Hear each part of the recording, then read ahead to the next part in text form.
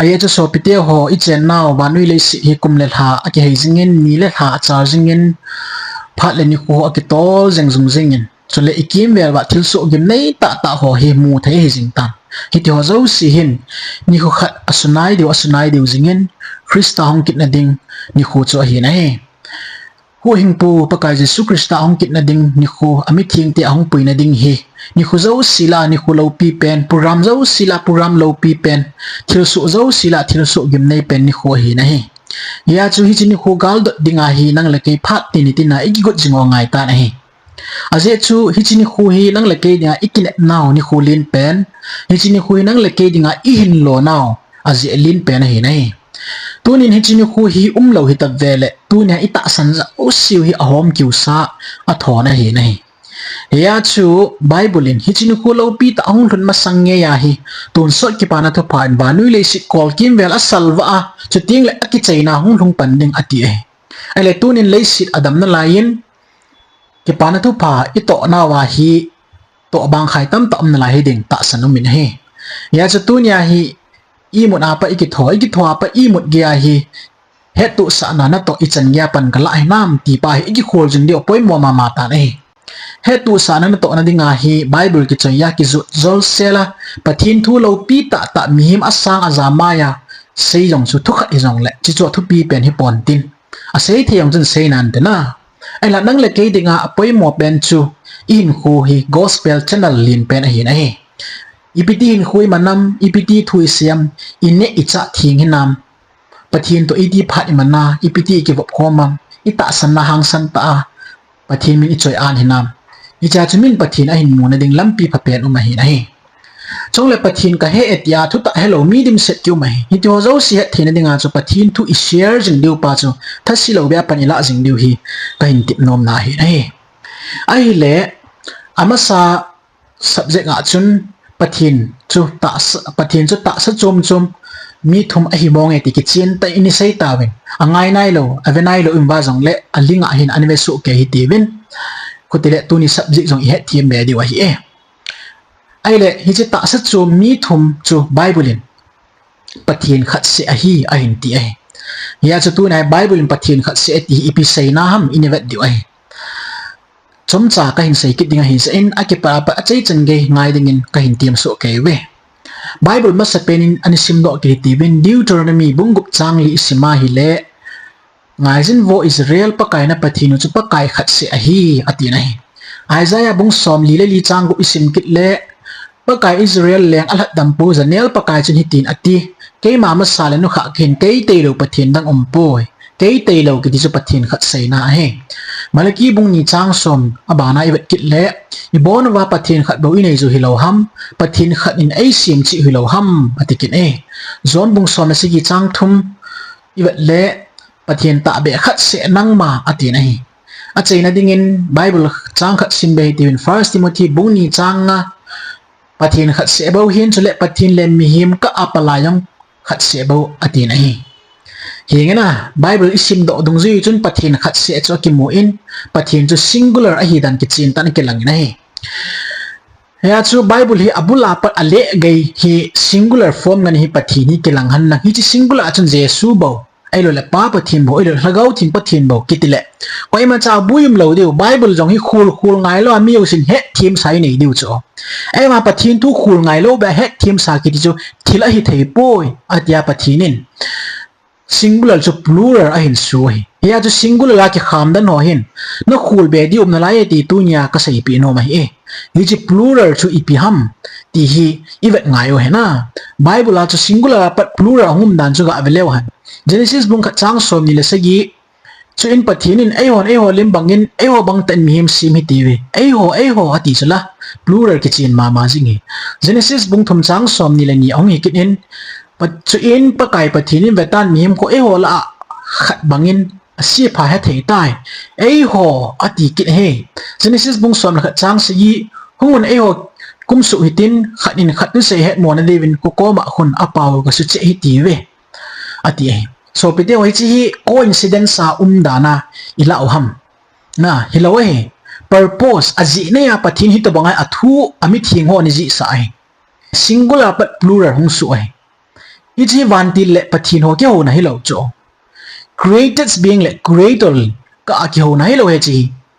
ai la chi within God had a communication hi ti het ngai chi chu i het chit vai le singular la plural hin ele plural ai le chi plural la chu mi za nu mam het ngai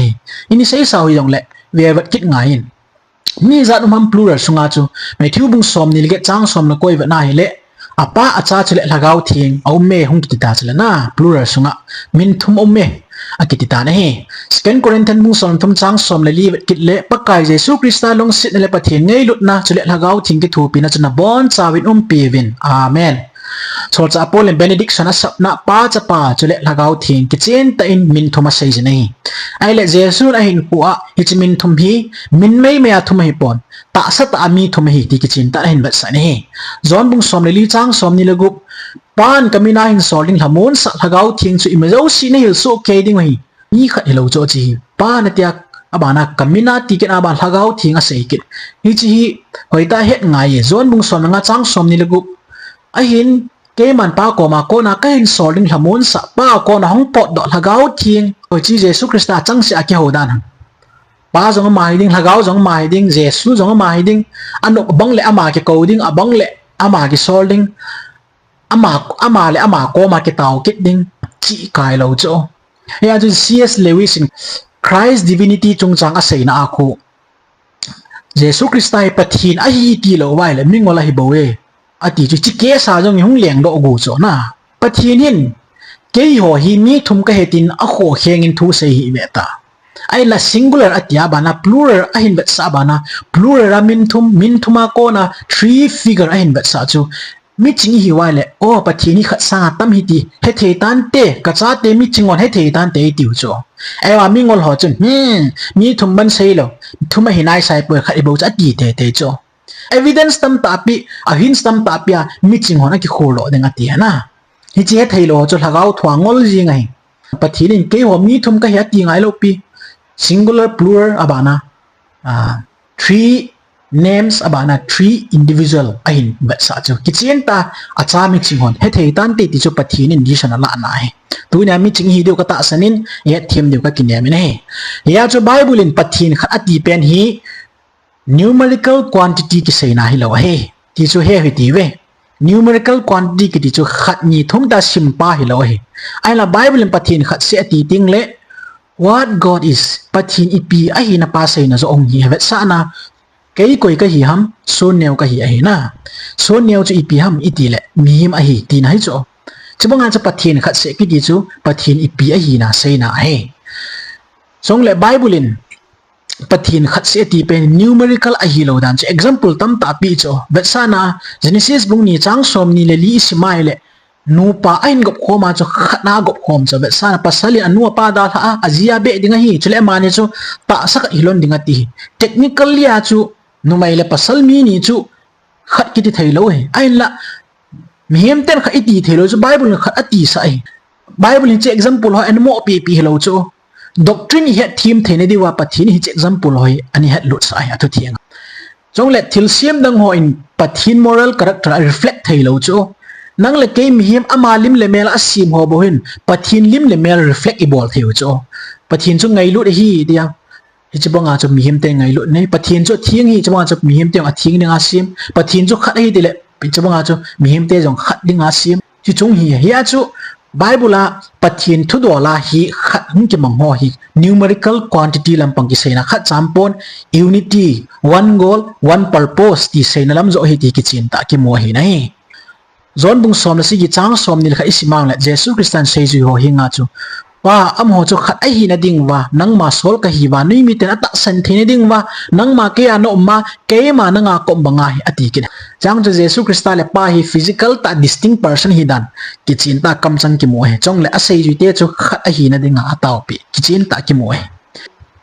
singular ki bang dan ho hi bible doctrine subject tam ta ana sa ta lo chu thagau di lo chan na khat he ai la plural pathin personality ke pam ho hin bible doctrine thuta tam ta zo si hi akisan the ki noi hi chu singular pam ho la plural pam ho ki hi na khat in ya chu ke mu do la plural pathin hi trinity